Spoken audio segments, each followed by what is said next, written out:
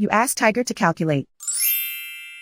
This deals with linear inequalities with one unknown.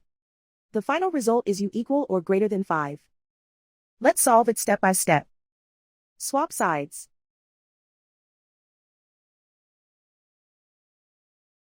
Isolate the u. Divide both sides by 4.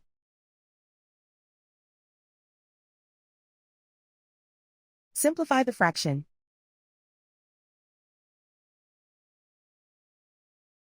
Find the greatest common factor of the numerator and denominator.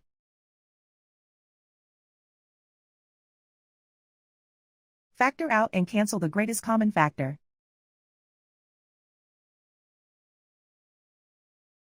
Plot the solution on a coordinate grid. And so the final result is u equal or greater than 5.